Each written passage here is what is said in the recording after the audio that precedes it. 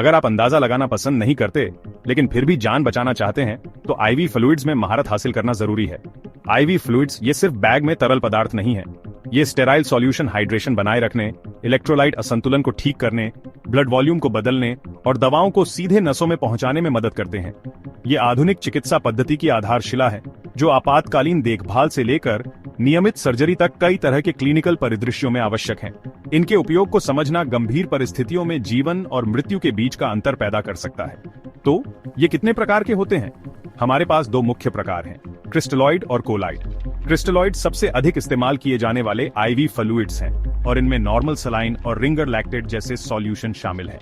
ये सॉल्यूशन आमतौर पर स्पष्ट होते हैं और इनमें छोटे अणु होते हैं जो आसानी से रक्त वाहिकाओं की दीवारों से गुजर सकते हैं। इनका उपयोग डिहाइड्रेशन, इलेक्ट्रोलाइट असंतुलन का इलाज करने और दवाओं को पहुंचाने के लिए एक माध्यम प्रदान करने के लिए किया जाता है। सबसे पहले क्रिस्टलॉइड जैसे नॉर्मल सलाइन और Ringer lactate. Normal saline 0.9% NaCl पानी और नमक का मिश्रण है। यह सस्ता, व्यापक रूप से उपयोग किया जाता है। डिहाइड्रेशन और खून की कमी के लिए बहुत अच्छा है, लेकिन ध्यान रखें, इससे हाइपरक्लोरेमिक एसिडोसिस हो सकता है। यह स्थिति तब होती है जब रक्त में क्लोराइड की अधिकता हो जाती है, जिससे एसिड बेस असंतुलन हो जाता है। इस जटिलता से बचने के लिए बड़ी मात्रा में नॉर्मल सलाइन प्राप्त करने वाले मरीजों की निगरानी करना महत्वपूर्ण है। अगला, रिंगर लैक्टेट। इलेक्ट्रोलाइट्स और लैक्टेट के संतुलित मिश्रण के साथ मेटाबॉलिज्म में मदद करने के लिए यह सदमे के लिए एकदम सही है, लेकिन लिवर फेलियर के मरीजों के लिए नहीं। रिंगर लैक्टेट में लैक्टेट लिवर द्वारा मेटाबोलाइज किया जाता है, इसलिए यह लिवर की समस्या वाले मरीजों के लिए उपयुक्त नहीं है। हालांकि यह सदमे में या सर्जरी करवा रहे मरीजों के लिए एक उत्कृष्ट विकल्प है, क्योंकि यह शरीर के प्राकृतिक प्लाज्मा संरचना की नकल करता है। जल्दी एनर्जी बढ़ाने के लिए डेक्सट्रोज सॉल्यूशन है। ये हाइपोग्लाइसीमिया के लिए बहुत अच्छे हैं, लेकिन हाइपरग्लाइसीमिया और सेरेब्रल एडिमा के जोखिम से सावधान रहें। डेक्सट्रोज सॉल्यूशन ग्लूकोज का एक स्रोत प्रदान करते हैं जो ऊर्जा उत्पादन के लिए आवश्यक है, खासकर उन मरीजों में जो खाने में असमर्थ हैं। हालांकि बहुत अधिक डेक्सट्रोज देने से ब्लड शुगर का स्तर उच्च हो सकता है और गंभीर मामलों में मस्तिष्क में सूजन हो सकती है।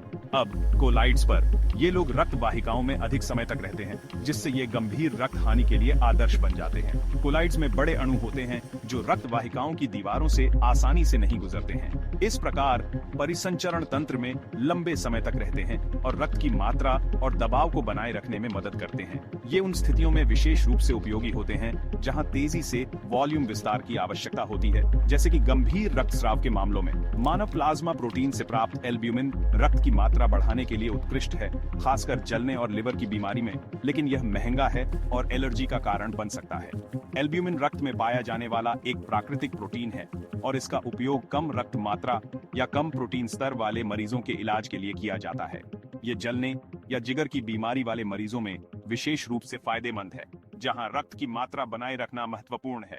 फिर हेटास्टार्च HES है, एक लंबे समय तक चलने वाला वॉल्यूम एक्सपेंडर, लेकिन यह सभी के लिए नहीं है। इससे किडनी की चोट लग सकती है और यह सेप्सिस के मरीजों के लिए उपयुक्त नहीं है। हेटास्टार्च एक सिंथेटिक कोलाइड है जिसका उपयोग रक्त की मात्रा बढ़ाने के लिए किया जाता है, लेकिन इसे किडनी की क्षति के बढ़ते जोखिम से जोड़ा गया है और इसे सावधानी के साथ इस्तेमाल किया जाना चाहिए, खासकर गंभीर रूप से बीमार मरीजों में। तो आप कैसे तय करते हैं?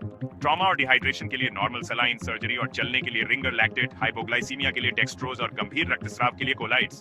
हमेशा पहले मरीज का इतिहास और लैब रिपोर्ट देखें। आईवी फ्लूइड का चुनाव नैदानिक स्थिति और रोगी की अंतर्निहित स्थितियों पर निर्भर करता है। आईवी फ्लूइड चुनने से पहले रोगी के इलेक्ट्रोलाइट संतुलन, रक्त की मात्रा की स्थिति और किसी भी पहले से मौजूद चिकित्सा स्थितियों जैसे कारकों पर विचार करना आवश्यक है।